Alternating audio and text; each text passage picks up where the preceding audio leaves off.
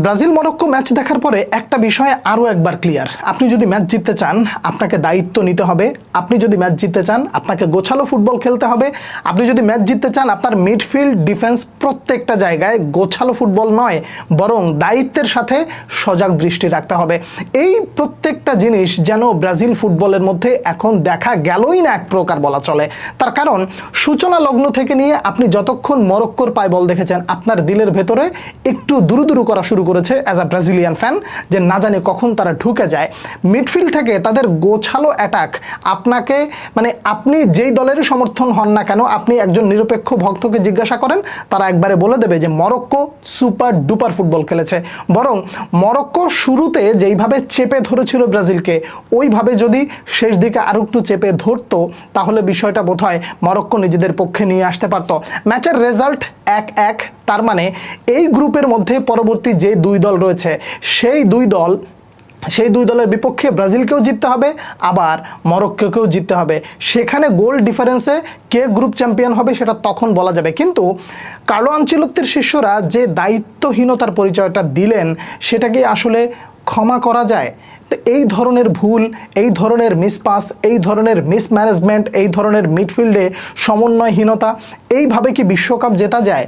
দেখুন, সমালোচনা ভুল যখন করে তখন করা হয়, কিন্তু এই সমালোচনার অর্থটা হলো এই যে আপনি ব্যথিত হয়েছেন ব্রাজিলের খেলা দেখে, আপনি শেষ মুহূর্তে এসে আপনার শরীর জ্বলে গেছে যে এমন খেলে কেন, বল নিয়ন্ত্রণ নিতে পারছে না, বল নিজেদের কাছে যতটা রাখা দরকার ছিল সেটাও রাখতে পারছে না, যেভাবে প্রেস করা দরকার ছিল সেটাও করতে পারছে না। আপনি ধরে ধরে কয়জনের সমালোচনা করবেন? কাসিমিরোর কথা প্রথমার্ধে খুঁজে পেয়েছেন, পাওয়া যায় নাই। ডিফেন্ডাররা যে কতটুকু দায়িত্ববোধের পরিচয় দিয়েছেন সেই জায়গাটা একটু দেখেন। পুরো ম্যাচ তারা মোটামুটি ঠিকঠাক থাকলেও কিন্তু ওই একটা চান্স তারা কিন্তু কাজে লাগিয়ে ফেলেছে। কিন্তু রাফিনহা কি করলেন? তার কাছে একটা সুযোগ ছিল, সেই সুযোগটা তিনি মিস করেছেন। শেষ মুহূর্তে এসে দানিলো সান্তোস গোলকিপারের কাছে বলটা সরাসরি শট না করে, যদি একেবারে মার্কুইনহোস দাঁড়িয়ে ছিল সামনের উপরে, আপনি ওই জায়গায় যদি ওখানে পাসটা দেওয়া যেত তাহলে বোধহয় গোল হওয়ার সম্ভাবনা ছিল। যাই হোক, player part of the game, সেগুলো মিস হইতেই পারে। কিন্তু মরক্কো কয়টা মিস করেছে এইটা হলো প্রশ্ন। মরক্কো একটা চান্স পাইছে না, ওই একটা চান্সে তারা কিন্তু গোলে কনভার্ট করে ফেলেছে এবং ম্যাচের নিয়ন্ত্রণ তারা নিয়ে ফেলেছিল। কিন্তু সর্বশেষে এসে মরক্কো চেষ্টা করেছে যে আমরা গোল দিতে পারি আর না পারি কিন্তু আমরা ম্যাচ হারবো না।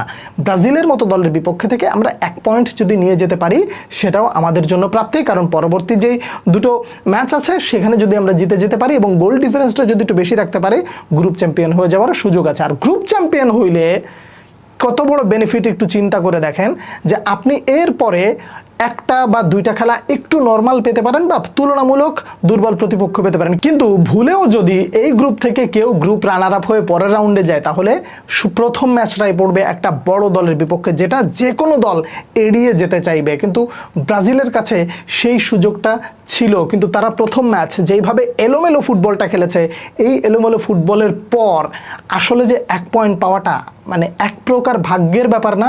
দেখুন, কথাগুলো শুনতে খুব খারাপ লাগতে পারে কিন্তু এই তিতা সত্যটাই সব থেকে বড় বিষয়, যে আপনি ব্রাজিলের খেলা দেখে শান্তি পান নাই। আপনি ব্রাজিলের খেলা দেখে দুঃখে আপনার দুঃখ রাখার জায়গা নাই, কারণ প্রতিপক্ষ আপনার চেয়ে অনেক ভালো ফুটবল খেলেছে।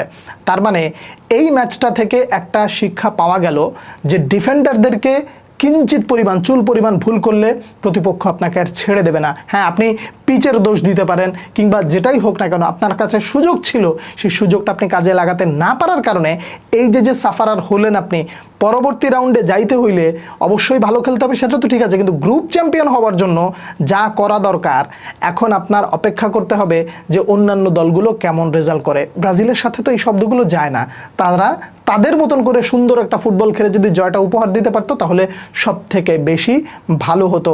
সমালোচনা অনেকের করা যাইতে পারে, রাফিনহাকে খুঁজে পাওয়া যাচ্ছে না, ক্যাসিমিরোর মিস্টেক, মিডফিল্ডের সমন্বয় নাই, তারপরে ঠিকঠাক মতন পাস নাই এবং এককেন্দ্রিক সেই ঘুরে ফিরে বাম সাইড দিয়ে একমাত্র ভিনিসিয়াসের উপরে ভরসা করে খেলা, রাইট সাইডে আর কেউ নাই। যখন লুইস এনরিকে নেমেছে তখন কিছুটা খুঁজে পাওয়া গেছে ওই পাশটায়, কিন্তু সুযোগ তৈরি করা, সুযোগ কাজে লাগানো, এই দুটো জিনিস যখন মিস হয়ে যায় তখন আর ওই ম্যাচ জেতার মতন কিছু থাকে না। ব্রাজিল এক প্রকার এই ম্যাচটা কপালের জোরেই কি 1 পয়েন্ট পেয়ে গেল, এটা হলো বড় প্রশ্ন। কেমন খেলা দেখলেন আপনারা জানাবেন, পরবর্তী ভিডিওতে আবার দেখা হচ্ছে।